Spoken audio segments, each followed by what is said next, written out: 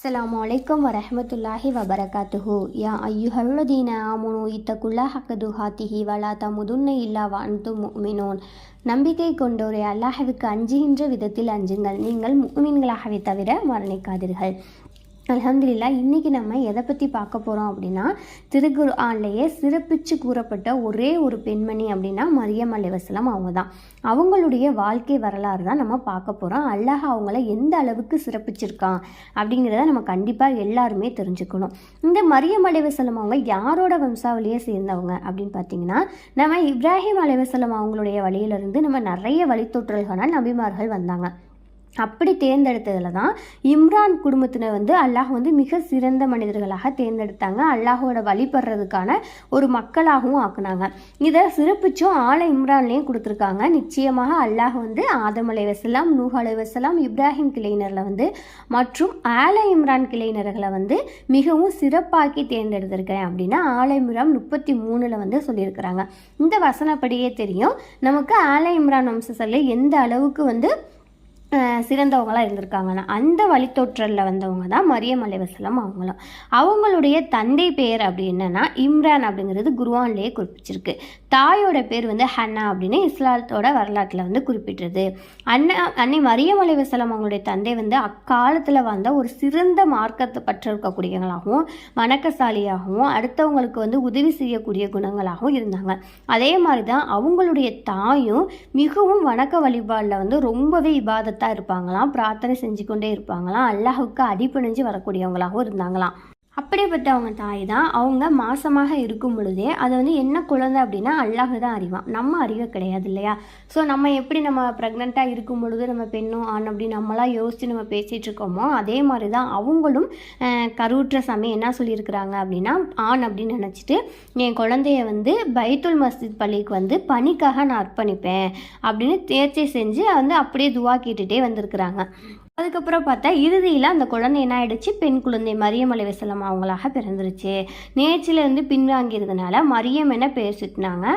அதை அங்கீகரிக்குமாறு தனது பிள்ளைகளுக்கும் சந்ததிகளுக்கும் சைத்தானின் தீங்குகள்லேருந்து பாதுகாப்பு வேண்டி துவா செய்யக்கூடியவங்களாகவும் இருந்தாங்க.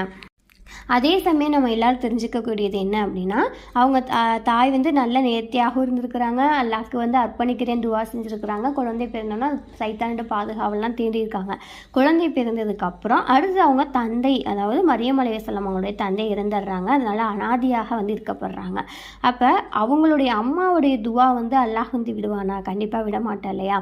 அதுக்காக தான் அல்லாஹ் அவருக்கு ஒரு அடைக்கலுக்கு கொடுக்கக்கூடியவரையும் ஒரு இஸ்லாத்தின் பற்றாக இருக்கக்கூடிய ஒரு நபி, அதாவது ஜஹரியா அலைஹிஸ்ஸலாம் அவங்கள பொறுப்பாளியாக நியமிக்கிறாங்க. மரியம் அலைஹிஸ்ஸலாம் அவங்களுக்கு பொறுப்பாளியை. இந்த ஜஹரியா அலைஹிஸ்ஸலாம் யார் அப்படின்னா அவங்களுடைய தாயோடைய மாமா தான் ஜஹரியா அலைஹிஸ்ஸலாம். அவங்க பொறுப்பேற்று அவங்கள வளர்த்து வர்றாங்க.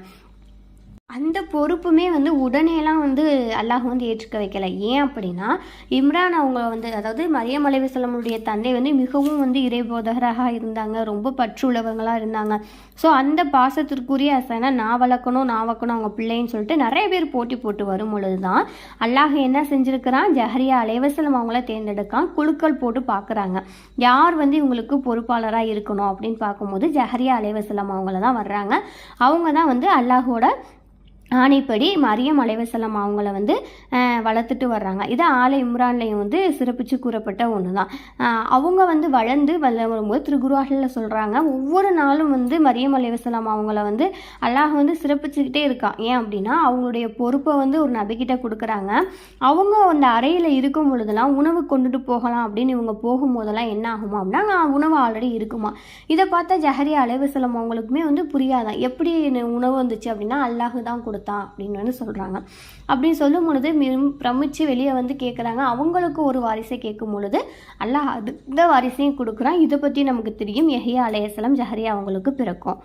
இப்படி அவங்களுடைய வளர்ப்புகள் வருது. ஒரு தாய் கருவுற்ற பொழுது நம்ம செய்யக்கூடிய பிரார்த்தனையை அந்த குழந்தையை எந்த ஒரு விஷயத்துக்கு எடுத்துகிட்டு போகுதுன்னு நம்ம பெண்களாகிய நாம் தெரிஞ்சுக்கக்கூடிய ஒன்று தான். அவங்களுடைய தாயோட பிரார்த்தனையோடப்படி அந்த மரியம் அலைஹிஸ்ஸலாம் அவங்கள உயர்த்தி அல்லாஹ் சிறப்பிச்சுக்க ஆரம்பிச்சிருக்கான். எப்படி ஏனைய பெண்களை விட சிறப்புமிக்க பெண்களாகவும் எந்த ஒரு ஆளும் தொடாமல் இருக்க அவங்களுக்கு என்ன செய்கிறாங்க, ஒரு குழந்தையை கொடுத்து அவங்கள இன்னும் மேன்மைப்படுத்தி வைக்கிறாங்க. இதை பற்றி மரியம் அப்படிங்கிற சூறாவே இருக்குது. அத்தியாயம் 19ல் 16லேருந்து குறிப்பிட்டிருக்காங்க. என்ன குறிப்பிட்டிருக்காங்கன்னா, இந்த வேதத்தில் மரியம் அலைஹிஸ்ஸலாம் அவங்கள வந்து என்ன செய்கிறாங்களாம், கிழக்கு திசையில் ஒரு இடத்துல ஒதுங்கி நிற்கிறாங்க. எதுக்காக அப்படின்னா குளிக்கிறதுக்காக. அப்போ ஒரு திரையை வந்து மறைச்சி குளிக்க போகும்போது ஜிப்ரீல் அலைஹிஸ்ஸலாம் அவங்க இருக்கிறாங்க பார்த்தீங்களா, அவங்க மூலியமாக வந்து ரூஹை வந்து அவங்களுக்கு அனுப்புகிறாங்க. அவங்க முன்னாடி தோன்றும் பொழுது, ஒரு மனிதராக தோன்றும் பொழுது மரியம் அலைஹிஸ்ஸலாம் என்ன சொல்கிறாங்க, ஜிப்ரீல் அலைஹிஸ்ஸலாம் அவங்கள கண்டது, நிச்சயமாக நான் உன்னை விட்டு ரஹ்மானாகிய பாதுகாப்பு தேடுறேன், அல்லா விட்டா பாதுகாப்பு தேடுறேன், நீ உண்மையாகவே பயபக்தியோடராக இருக்கிற அப்படின்னா நீ என்ன செஞ்சிரு, இங்கேருந்து செஞ்சிரு அப்படின்னு சொல்லி சொல்கிறாங்க. அதுக்கு ஜிப்ரீல் அலைஹிஸ்ஸலாம் அவங்க என்ன சொல்கிறாங்க, நிச்சயமாக நான் பரிசுத்தமான ஒரு ஆண் மகனை உமக்கு அளித்திட வந்துள்ளேன், உம்முடைய ரப்பின் தூதர் தான் அப்படின்னு சொல்லிட்டு ஜிப்ரீல் அலைஹிஸ்ஸலாம் அவங்க சொல்கிறாங்க.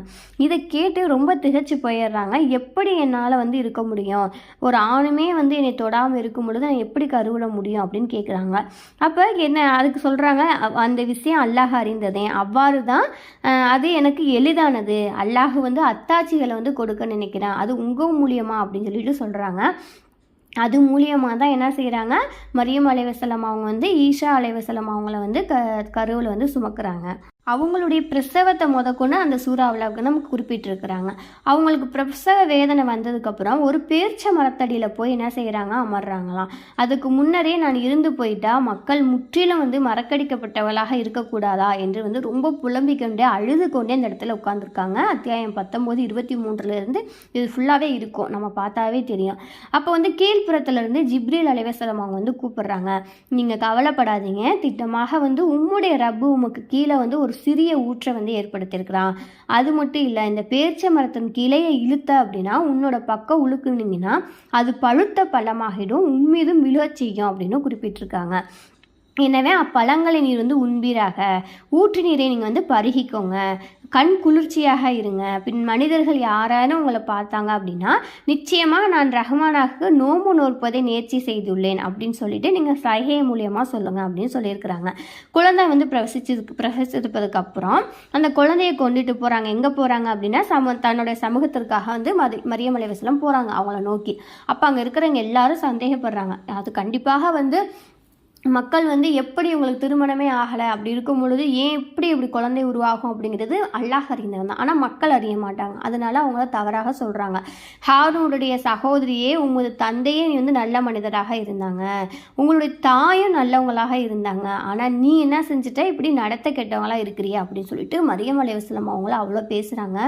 அப்போ என்ன ஒரு அற்புதம் நடக்குது அப்படின்னா, அந்த குழந்தையை வந்து கேளு அப்படின்னு சொல்லும்போது எல்லாரும் சொல்கிறாங்க, அந்த குழந்தை எப்படி வந்து பேசும் அப்படின்னு சொல்லும் பொழுது ஈசா அலைஹிஸ்ஸலாம் அவங்க வந்து பேசுகிறாங்க, தொட்டில் குழந்தையாக இருக்கும் ஒருவரிடம் நான் உங்களுக்கு எப்படி பேச முடியும்னு கேட்கும் பொழுது அல்லாஹ் அந்த ஈசா அலைஹிஸ்ஸலாம் அவங்க மூலியமாக தொட்டில் குழந்தையாக இருக்கும் பொழுதே வந்து பேச வைக்கிறான்.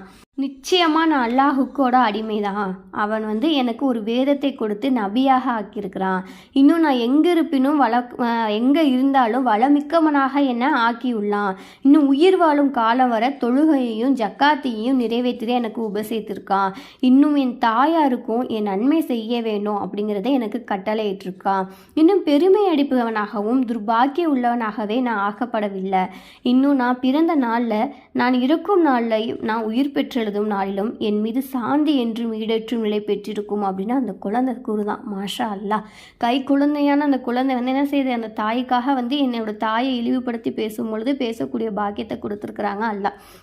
அதுதான் மரியமுடைய மகன் என்னது ஈசா உடைய நிலை என்பதை குறித்து மக்கள் எந்த ஒரு சந்தேகமும் கொண்டு கொள்ளாமல் இது உண்மையை சொல் அப்படிங்கிறத புரிஞ்சுக்கோங்க அப்படிங்கிறத கொடுத்துருக்காங்க. அந்த குழந்தையை எடுத்துக்கொண்டு அது அவசியமாக இல்லை, மிக தூய்மையாகவும் அவன் செய்த ஒரு காரியத்தை முடிவு செய்தால் அதற்கு என்ன செய்ய முடியும், அல்லாஹ் ஒரு தூய்மையான ஒன்று செய்யணும்னு நினச்சிட்டா குன் ஆகுது அப்படின்னு சொன்னாவே போதும் ஆயிடும். அப்படி ஒரு அத்தாட்சி தான் என்னது அப்படின்னா மரியம் அலைஹிஸ்ஸலாம் அவங்களும் மூலியமாக அல்லாஹ் நமக்கு கொடுத்துருக்க ஈசா நபி. இது மூலியமாக நமக்கு நிறைய படிப்பினைகள்லையே வந்து நம்ம கற்றுக்கலாம். பெண்களாகிய நாம் செய்யக்கூடிய ஒவ்வொரு துவாவும் எந்த மாதிரி இருக்கணும் அப்படிங்கிறதையும் நம்ம வந்து தெரிஞ்சுக்கணும். அது மட்டும் இல்லை, இது புகாரி அப்படிங்கிற ஹதீஸ்லையும் மரியம் அலைஹிஸ்ஸலாம் அவங்கள நபி அவர்கள் புகழ்ந்து சொல்லியிருக்கிறாங்க. என்ன அப்படின்னா, ஏனைய ஆண்களில் நிறைய பேர் வந்து முழுமை பெற்றிருக்கலாம், ஆனால் பெண்களில் யார், இம்ரானின் மகள் மரியமையும் பிர்ரவுனின் துணைவியர் ஆசியாவின் தவிர வேறு யாருமே முழுமை பெறவில்லை. மற்ற பெண்களை விட ஆயிஷா ரலியா அவங்களுக்கு சிறப்பு அப்படிங்கிற மாதிரி ஷரீத் உணவு சிறப்பு அப்படின்னு குறிப்பிட்டிருக்காங்க. ஆண்களில் எவ்வளவோ பேர் முழுமை பெற்றிருக்கலாங்களாம். ஆனால் வந்து மரியம் அலைஹிஸ்ஸலாம் அவங்களும் ஃபிரௌனின் மனைவியை தவிர வந்து பெண்களில் முழுமை பெறவில்லை அப்படின்னு சொல்லியிருக்காங்க. ஆதம் அலைஹிஸ்ஸலாம் அவங்களுக்கு வந்து எப்படி தந்தை தாய் இல்லாமல் வந்து அல்லாஹ் படைக்க வச்சானோ அதே மாதிரி தான் நமக்கு ஒரு அத்தாட்சியை காட்டுறதுக்காக தந்தை இல்லாமல் மரியம் அலைஹிஸ்ஸலாம் அவங்களுக்கு வந்து என்ன செஞ்சுருக்காங்க, ஒரு குழந்தையை கொடுத்து நமக்கு புரிய வச்சுருக்காங்க. இத்திருமணம் தாண்டி வந்து இதுவும் ஒரு அல்லாஹுனால முடியும் அப்படின்னும் அப்படிப்பட்ட சிறப்பு மிக்க பெண்ணாக மரியம் அலைஹிஸ்ஸலாம் அவங்கள தேர்ந்தெடுத்திருக்காங்க. அந்த அளவுக்கு அவங்க அல்லாஹ்வின் மேலே பற்றாக இருந்திருக்கிறாங்க.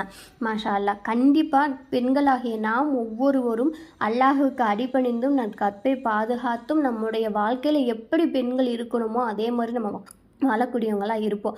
மரியம் அலைஹிஸ்ஸலாம் அவங்களுடைய வாழ்க்கை வரலாறை நம்ம கேட்கும் பொழுதே மனசு அவ்வளவு சந்தோஷங்கள், அல்லாஹோட படைப்புகள் நினச்சி பிரமிச்சு போகுது. சுபஹானல்லாஹ். இந்த பயானில் மூலம் கண்டிப்பாக நம்மளும் நல்ல ஒரு பெண்களாக இருக்க நம்ம முயற்சி செய்வோம் இன்ஷா அல்லாஹ்.